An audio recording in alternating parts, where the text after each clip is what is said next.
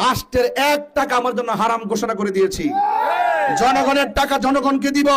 Budget যা হবে সুষম বন্টন নীতির আলোকে চুনারঘাট মাধবপুরকে মডেল বানিয়ে এমন একটি চুনারঘাট মাধবপুর বানাতে চাই শিল্পায়নের পাশাপাশি এই দেশের মধ্যে যে আমাদের চুনারঘাট মাধবপুরে জাতীয় উদ্যান, বিশেষ করে রেমা কালেঙ্গা সহকারে এই সম্ভাবনা যে সুমহান জায়গা রয়েছে, এই সুমহান জায়গা থেকে আমরা অর্থনৈতিকভাবে এত ডেভেলপ হতে পারি ইনশাআল্লাহ।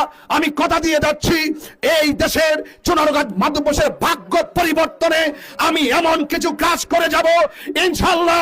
আমি যদি জনপ্রতিনিধি হতে পারি, আল্লাহ যদি আমাকে কবুল করে, এমন কাজ করে দিয়ে যাব অন্তত পক্ষে আমি দুনিয়া থেকে চলে গেল আপনারা যেন বুকে হাত দিয়ে বলতে পারেন একটা ছেলে ব্রাহ্মণবাড়ি থেকে এসেছিল, সুন্নিয়তের পক্ষ থেকে তাকে চুনারঘাট পাঠিয়েছিল, সে এমন কাজ করে গেছে, এমন উন্নয়ন করে গেছে, আমাদের স্থানীয় কোন নেতা 55 বছরে এত উন্নয়ন করতে পারে নাই।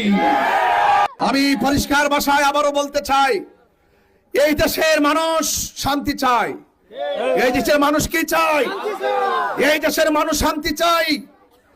আমি মনে করি যারা রাজনীতি করছে তারা একতরফা রাজনীতি করছে। যখন সে ক্ষমতায় আসে মনে করে আমাকে যারা ভোট দিয়ে আমাকে এমপি বানাইছে, ওরা মনে করে যারা আমাকে বানাইছে আমার দলের যারা আছে তারাই এই দেশের নাগরিক, আর বাকিগুলা সব বাদ। মামলা হামলা দিয়ে সন্তান থেকে বিচ্ছিন্ন করা, স্ত্রী থেকে স্বামীকে বিচ্ছিন্ন করা, এইভাবে মামলা হামলা দিয়ে প্রতিটা ঘর যারা বিপক্ষে আছেন তাদের ঘরটাকে অন্ধকার। কথা বলেন ঠিক কিনা? আমি কনসেপ্ট ক্লিয়ার করে দিচ্ছি, আমার রাজনীতির দর্শন ক্লিয়ার করে দিচ্ছি। এতক্ষণ সুন্নি ভাইদেরকে নিয়ে বলছি যেন সিদ্ধান্ত ভুল না করে, এই সময় বারবার আসবে না। কথা বলেন ঠিক না বেঠে? এক থাকবেন। 2 নম্বর হলো, এই দেশে অন্য ধর্মের মানুষ বসবাস করে কি করে না? তাদের নিরাপত্তার দরকার আছে না নাই? তাদের শান্তির দরকার আছে না নাই? আমি তাদের ওই সনাতন ধর্ম থেকে শুরু করে অন্য ধর্মাবলম্বী যারা মানুষ রয়েছেন তাদের শান্তির জন্য আমি কাজ করব। আর 3টা কাজকে আমি নিজের হৃদয়ে ধারণ করেছি।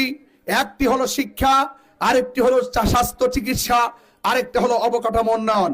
শিক্ষা প্রতিষ্ঠান থেকে শুরু করে স্কুল কলেজ মাদ্রাসা থেকে শুরু করে রাস্তাঘাট, আজকে আমি গিয়েছি অনেক ভিতরে গিয়েছি, বাগানের ভিতরে গিয়েছি, আমি দেখে এসেছি রাস্তার কি বেহাল দশা।